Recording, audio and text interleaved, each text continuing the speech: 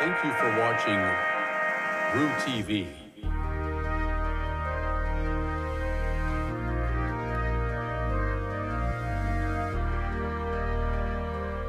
Hello everyone and welcome back to RooTV. I'm Jocelyn Summers. And I'm Alexandria Ersman. Spooky season is in full swing around here. You got that right, Alex. I went to a pumpkin patch yesterday and I just can't wait to carve pumpkins and watch scary movies.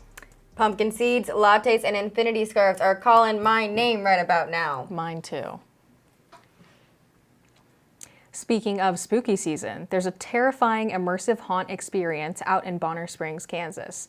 I had the opportunity to go out to exiled Crooked Rose Woods with my co-producer Jacob, and we had a great time. The people playing characters were phenomenal. They trained for months and curated this entire experience to be different for every single person. We got to dance and interact with almost all of the actors there. I got to interview Darren Lynn Bousman, the director of Exiled, as well as 4 of the Saw movies and even more. Movies are passive. I love that you're wearing a Saw shirt, but you go to a movie and you sit in the theater and it's always the same. It never changes. No matter how many times you see Saw, John Kramer is always going to do the same things. Laurie Strode is always going to do the same things. No matter what it is, it never changes. With immersive theater, it changes every single time you interact with it.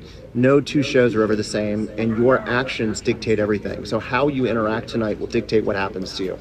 And it can be very PG and normal, or it can be as extreme as you want it to go. We give the audience the ability to be active, and I think that to me is what excites me, is that the audience plays a role in the narrative. The trail was a mile long and very terrifying. It was pitch black and one of the scariest experiences I've been to in a long time. Well, let's throw it over to Zach and Titus with sports. Alex, I'm Zach Gunter. And I'm Titus Holmes.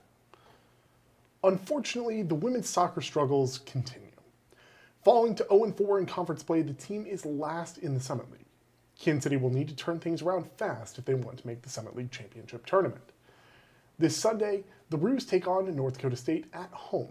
The game begins at 1 p.m.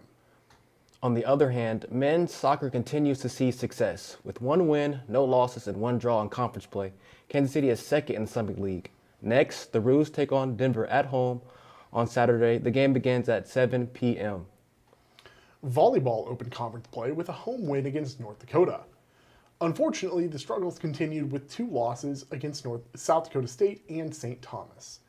Kansas City is 6th in the Summit League, and with 13 games left, the team still has plenty of time to rally. Next, the Roos take on North Dakota State at home in Oral Roberts in Tulsa. Roos, don't forget that both basketball seasons begin in less than a month.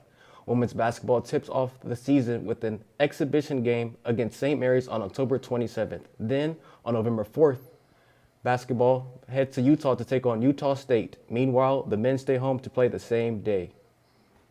The Kansas City Royals swept the Baltimore Orioles in the American League Wildcard Series. On Saturday, the Royals began the divisional series against the New York Yankees, while the Royals lost in questionable fashion.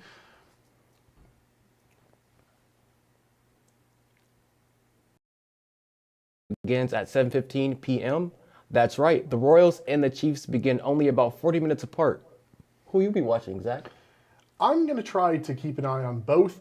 We have set up at our house that allows us to watch one game on one screen and a different game on another one.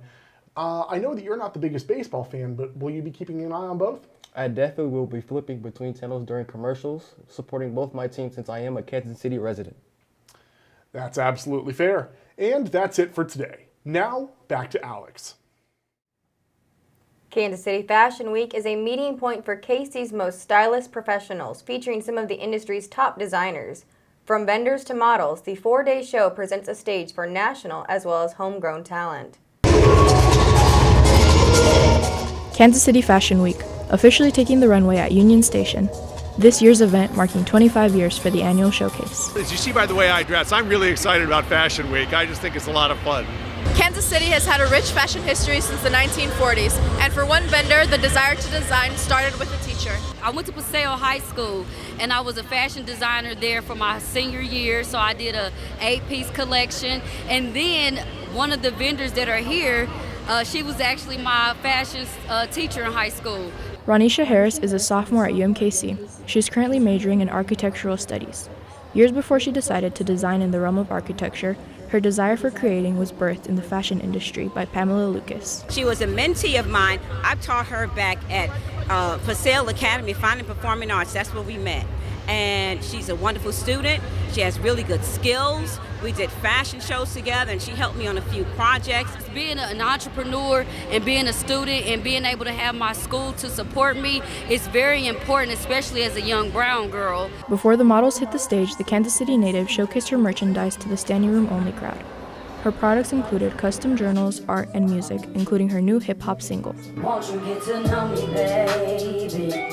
I know that you don't own me, baby. The music that I make is to support emotional well-being, is to support the healing of those who have been harmed in life and don't know how to heal through their traumas. As she waits on her next big break, Harris says her mantra is greater later.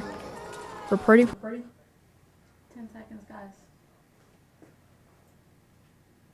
In the late 1940s, Kansas City's garment district employed over 4,000 people and boasted that 1 out of every 7 women in the United States purchased garments made in Kansas City.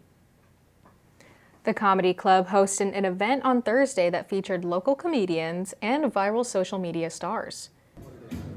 KC resident Clarence Lomax, aka the C in Comedy on Instagram and the creator of the Big Back song, was the highlight of the show.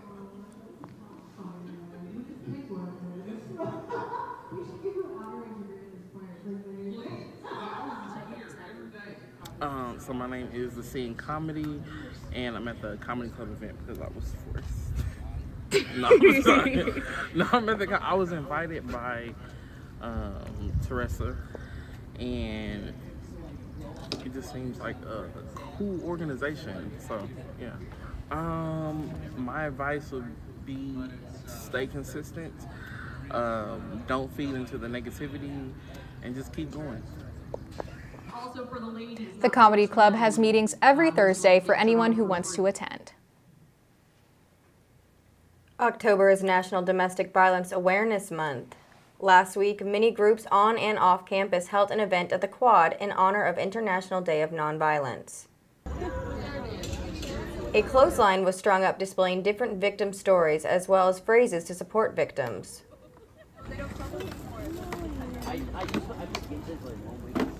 Oh, wow. My name's Allison Friedman, and I'm the coordinator in the RISE office on campus. So we support survivors of sexual violence and do on-campus programming to bring awareness to certain initiatives. The Clothesline Project is a national campaign. The idea behind it is that people will decorate t-shirts in support of survivors or with their own stories to bring awareness to domestic violence and to bring awareness to our communities. The Women's Center, UMKC Counseling, and RISE are great resources on campus for anyone struggling with domestic violence. Thank you so much for tuning into this week's episode. Be sure to hop on the subscribe button and follow us on Instagram at RooNewsUMKC. Roo up.